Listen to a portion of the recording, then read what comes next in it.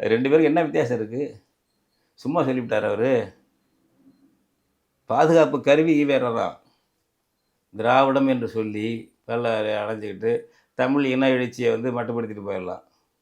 தமிழன் என்ற natural racial அல்லது நேஷனல் உணர்ச்சி வராமல் தடுத்து டைவர்ட் பண்ணி அதை திராவிடன்னு செயற்கை பிம்பத்தில் வச்சு இப்போ திராவிடன்ட்டாக்கா அதுக்கு தெலுங்கு தான் மேலாதிக்கம் செலுத்துங்கிற ஒரு சப்கான்ஷியஸாக ஒரு உளவியலை உருவாக்கி விட்டு அவங்க தான் அதில் இருக்கணும் அவங்களுக்கு. இல்லை, ஆனால் ஒருவேளை அந்த திராவிடம்னு பேர் இல்லாட்டி தமிழ்நாட்டில் தமிழ் இன உணர்வு, தமிழ் மொழி உணர்வுலாம் மேலோங்கி இன்னும் வேற ஒரு டைமென்ஷனில் தமிழ்நாடு இருந்திருக்கும் நீங்கள் நம்புறீங்க? எல்லா நம்ம தமிழ்நாடுக்கு மட்டும் இல்லை, எல்லா இனமும் அப்படி தானே. இப்போ நீங்கள் இல்லை, அப்படி என்ன ஒரு மாற்றம் இந்தியாவில் மற்ற தேசங்கள் நடந்துருச்சு? இப்போ வங்காளத்தில் வங்காள இன உணர்வு கூடியிருப்பதால் நடந்த மாற்றம் என்ன?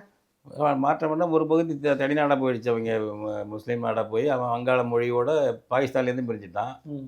வங்காளம் சும்மா இல்லையே, வங்காளிகள் தான் முன்னோடியாக சிந்திப்பான்னு சொல்லுவாங்க. அவன் சிந்திச்சான், தனிநாடு இந்தியாவில் செயல்படாருன்னு சிந்திச்சான். அவன் மதத்தை பயன்படுத்தினாங்க. மதத்தில் வந்து மேற்கு பாகிஸ்தான்காரன் ஆதிக்கம் இருந்துச்சு. முஸ்லீம் நாங்கள் ஒன்றா இருந்தாலும் இனம் வேறடான்னு பிரிஞ்சுட்டால போர் நடத்தி அது மாதிரி நடந்துகிட்டு. இப்போ பஞ்சாபில் எவ்வளோ நடந்துகிட்டு இருக்குது, காஷ்மீரில் என்ன நடந்துகிட்டு இருக்குது, வடகிழக்கு மாநிலங்களில் என்ன நடந்துகிட்டு இருக்குது. இந்த நாகாலாந்தில் வந்து இந்திய அரசு வாஜ்பாய் காலத்துலேயே ஒப்பந்தம் போட்டிருக்கு.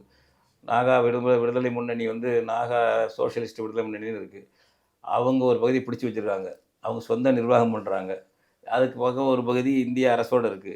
ரெண்டுக்கும் ஒரு ஒப்பந்தம் போட்டு அதை நீடிச்சிருக்காங்க. இப்போ மோடி ஆட்சியிலையும் நீடிச்சிருக்காங்க. அவன் பகுதியில் இந்தியா போகக்கூடாது, அவன் நிர்வாகம் முடியும், அவன் வரி வசூல் போட்டுவான், எல்லாம் பண்ணுவான்.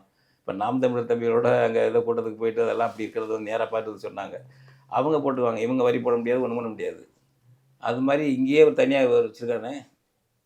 அதுபோல் இன்னொன்று இருக்கே. இப்போ இந்த இப்போ இதில் நாகாலாந்து, அருணாச்சல பிரதேசம், மிசோரம், மணிப்பூருக்கெல்லாம் வந்து இன்னர் லைன் பெர்மிட்டு உள்ளே போகிறதுக்கு அந்த மாநில அரசுடைய அனுமதி வாங்கி தான் நம்ம உள்ளே போகணும். அடுத்த மாநிலம் அது மற்ற மாநிலங்களுக்கு சாத்தியம் நினைக்கிறீங்களா நீங்கள்? அது சாத்தியம் வேணும்னு நினைக்கிறோம். சாத்தியமாக கேட்டவனையா சாத்தியம் இல்லாமல் என்ன யாரும் பிச்சை போடுறானே சாத்தியம் இல்லையான்னு? என் உரிமை அது. உனக்கால முடிஞ்சால் வச்சுக்கலாம், என்ன விட்டுரு. உனக்கு சாத்தியமாக இல்லையான்னு உன்னை கிட்ட கெஞ்சுறதில்ல எனக்கு. இது என் உரிமை, இதை கொடுத்தா கொடு, சேர்ந்துருப்போம், இல்லைன்னா என்ன விட்டுடு. அதான் நாங்கள் கேட்குறோம். கேட்க சொல்ல இப்படி திராவிடன் கேட்க சொல்லுங்க பார்ப்போம். திராவிட சிங்கங்களை கேட்க சொல்லுங்க இப்படி.